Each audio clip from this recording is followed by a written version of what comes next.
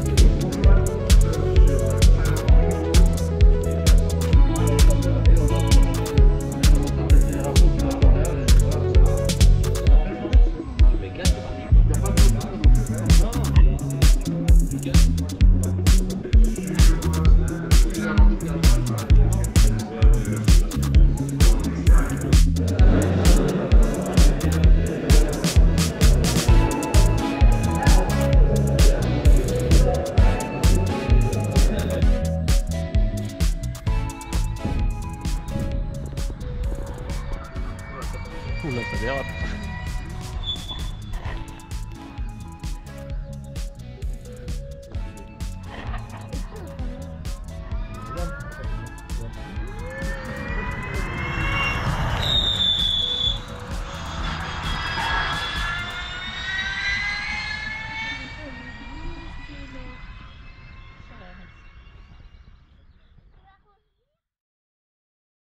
C'est du 30 kWh. Ah oui, j'étais plus loin, j'avais dit 40. On est plutôt sur une autonomie de 220 km électrique. Bah, c'est vrai que c'est le seul truc que je trouve peut-être, je trouve que c'est un peu le point noir de la voiture, c'est vrai que l'autonomie de seulement 200, c'est pas énorme. Et là, là, ça va dire que sur ce modèle-là, on est vraiment sur un modèle qui est dédié pour les gens qui roulent que en ville. C'est ça, oui. Donc 200 km, on va dire pour une personne qui fait 40 km par jour, 50 km, c'est largement suffisant, oui. C'est sûr que demain, si vous avez le au cas où qui se dit tiens mince, je dois aller demain dans le sud, bah alors avec la mini électrique vous n'irez pas, ou alors vous faut être patient. Il va falloir être très patient. Vous pouvez vous recharger sur autoroute, en moyenne tous les 80 km vous avez une borne. C'est des charges rapides, donc en une demi-heure, trois quarts d'heure vous avez rechargé de 0 à 80%.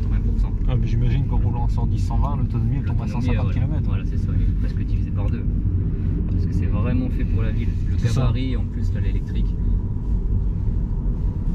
C'est vraiment. Pour la ville, c'est top ce genre de véhicule. Je sais pas quelles sont vos habitudes de trajet à vous.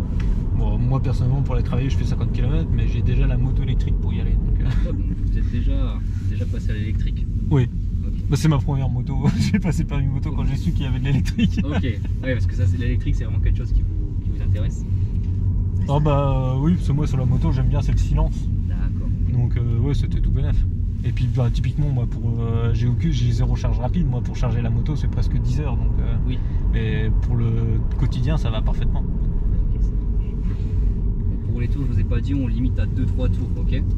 Oui, bon, ça suffira largement. Forcément, parce qu'après, si on fait trop de tours, après on n'aura plus de batterie. Plus de batterie pour les autres. Mais ça change quand même. Et du coup, ça, qu'est-ce que c'est? C'est une température ou c'est... Ouais, c'est juste un éclairage d'ambiance qui est changé. Ouais, non, mais je voulais savoir bien parce que c'est que d'un côté en fait. Je pensais que c'était une jauge du coup. Peut-être que dans les paramètres, il n'est pas mis complètement, peut-être que je pense, parce que moi pour vous dire, j'ai été chez BMW de septembre jusqu'encore il y a 3 jours. D'accord. Ça fait 3 jours que je suis arrivé chez Mini, donc je suis en plein tous les soirs. Vous découvrez la voiture quoi. Ouais, bon, hier jusqu'à 23h, je me suis quand même bien renseigné tout ça pour pas arriver ici en ayant l'air bête. Et vous, sur une moto électrique, vous avez combien d'autonomie? Parce que je sais pas du tout pour le coup.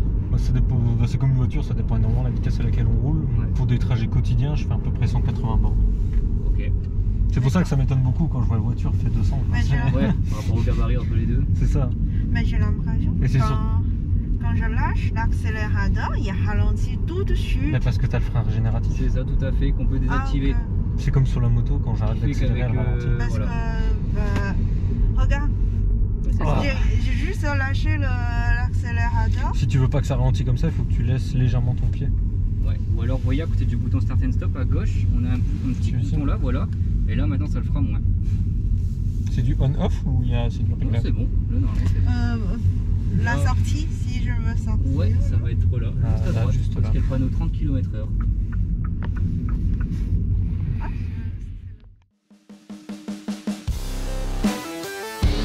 Moi, ma voiture, je suis dans un super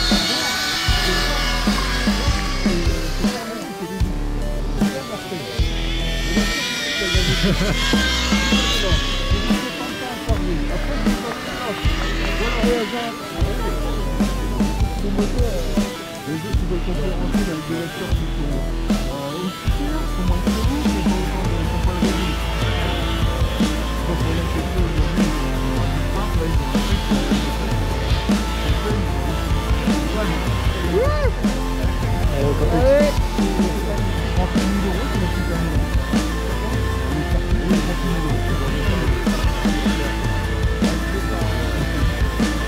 check de piège, joué.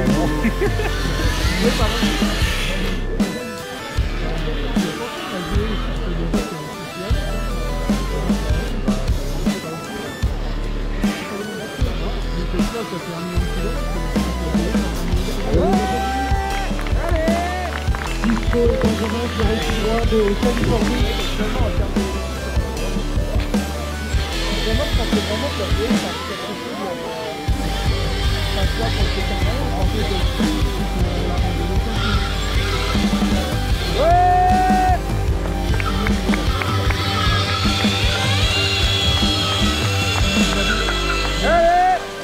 le Cercle du Soleil à Las Vegas pour vous aujourd'hui à la portée gauche. Vous pouvez les applaudir. Qui nous rejoignent, vous avez en face de vous la démonstration on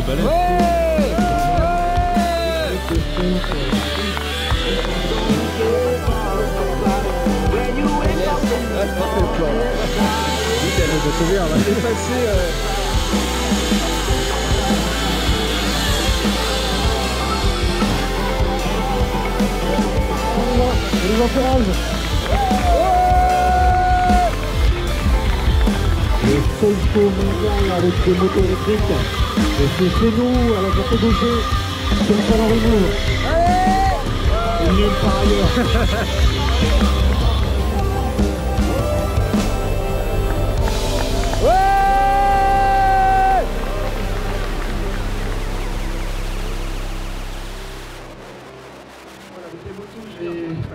Si vous voulez un peu en savoir plus sur les motos, donc c'est des Alta, donc c'est une marque américaine.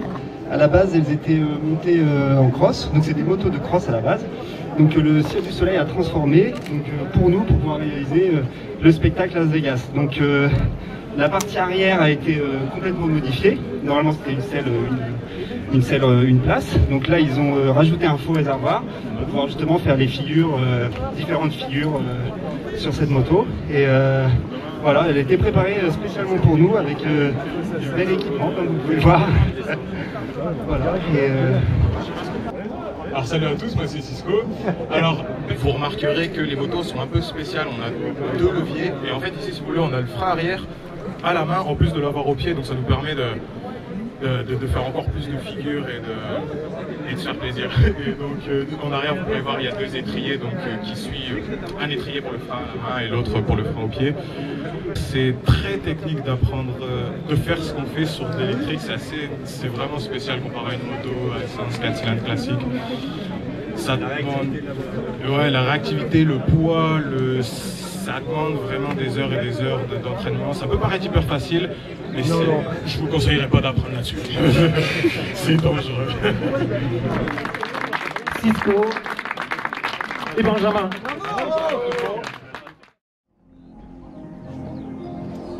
Tac, tac, tac, tac. Ce truc, merde.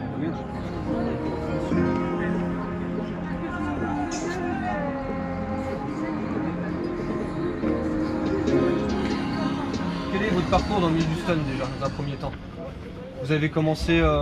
On a commencé avec des 50 cm3 sur des parkings dans notre coin tranquillement. Après il y a eu des événements qui se sont développés, des concours amateurs en France dont le Stun Bike Show qui a eu lieu pendant pas mal d'années. Donc mais comment vous êtes tombé dedans en fait, dans l'électrique? C'est quoi l'histoire? C'est arrivé comme ça par magie ou... Non, la story, la story, le Cirque du Soleil m'a contacté et m'a donné rendez-vous pour discuter et savoir si ce que notre spécialité se faisait qu'une moto électrique. Je leur ai dit j'ai aucune idée, mais d'après moi on devrait se démerder pour réussir à faire des wheelings avec une moto électrique.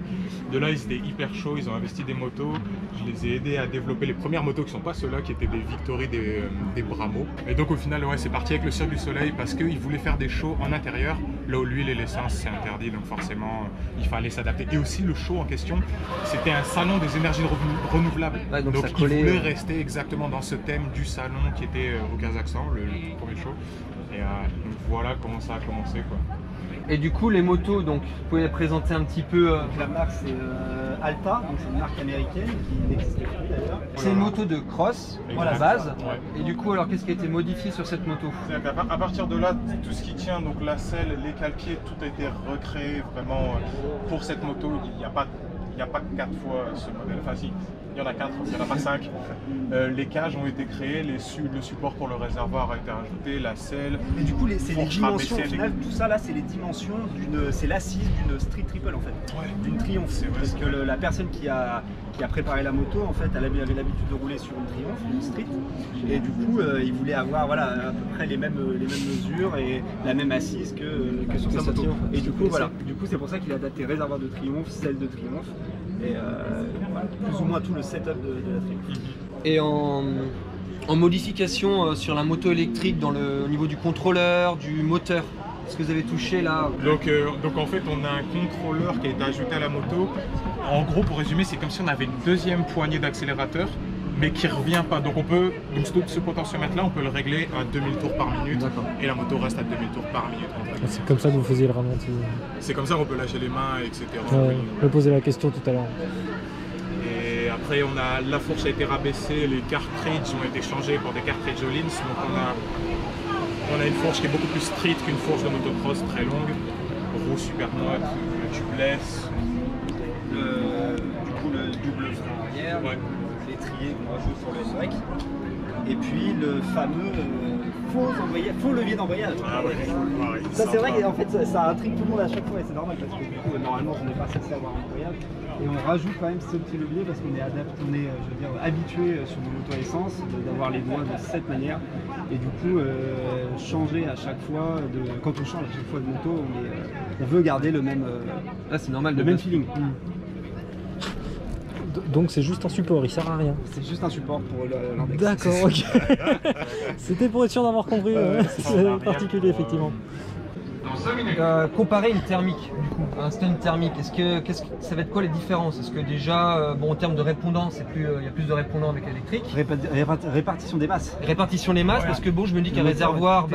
Ouais, mais tout est sur l'avant. Tout le moteur, tout le poids est finalement à l'avant. Et c'est ça qui est le plus bizarre au final. Je sais pas si toi, ce que tu en as pensé quand tu Mais toi, tu connaissais déjà l'autre, là, vraiment. Mais l'autre, c'était tellement un tank qu'on peut pas la comparer. Et même là, du coup, par rapport à ta question, c'est dur de comparer cette moto avec une moto de stunt classique, donc thermique. Parce que le poids, le fait qu'il y ait une boîte, donc la répartition de la puissance, elle est très différente. Elle est dure à comparer à une autre moto, je saurais pas. D'accord, donc c'est vraiment, on est sur quelque chose d'à part. Il faut réapprendre, en plus, c'est ce que vous disiez. Il y a un temps d'adaptation. Il y a un temps d'adaptation en fait. Ça. Tu peux pas switcher d'une thermique à une électrique si t'as pas roulé quelques jours avant. C'est délicat. Là, je me suis entraîné quelques jours parce que je suis plus sur thermique. Et là, sachant qu'on avait ce show-là, je me suis dit ok, je laisse la thermique de côté. Il faut que je reprenne tous les réflexes que ça prend d'autres réflexes au final de ride électrique. En termes de sensations, donc on est sur deux motos qui sont vraiment différentes, thermique et électrique. Par contre, au niveau feeling, est-ce qu'on peut trouver des choses des similitudes ou l'inverse, ou quelque chose qui change l'expérience du stunt moi ça me chamboule quand je reprends une thermique. Après, je sais pas ce que toi ça te fait. Moi, je trouve ça moins puissant le thermique. Si par exemple j'ai envie d'accélérer pleine balle pour faire un stoppie, je vais faire 1, 2, 3, 4 avec la thermique. Elle va arriver au rupteur à chaque fois et je vais être genre ah ouais, ça envoie que ça. Elle gueule dans tous les sens et je me dis c'est tout.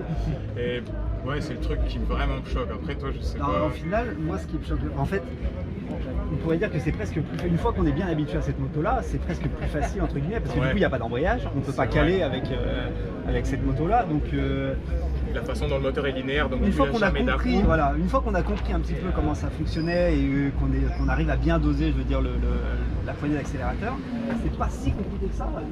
Une fois qu'on a compris le truc. On peut se dire que c'est plus, en fait, on peut se dire que c'est plus simple parce que c'est électrique. Mais en fait, non. C'est risqué, c'est risqué ça. Ouais, sur ma moto, tu vois, j'avais un réservoir niqué, j'ai foutu du gazon synthétique dessus. Donc, pour quand j'ai fait les balades, j'arrive, moi j'ai la moto CTLM, tu vois. Ça me fait marrer, tu vois, je m'en branle. Je vois les mecs qui ont leur truc Accra, du carbone partout, du Rizoma, du truc, ça vaut la peau du cul. Moi j'arrive avec mon truc pourri de gazon, moto gazon de ma gueule, et finalement je suis toujours, enfin, je suis pas devant, mais je suis à côté d'eux, et tu vois, ça fonctionne, ça tourne. Ah, c'est excellent, mais ça a été une mode pendant il y a une quinzaine d'années.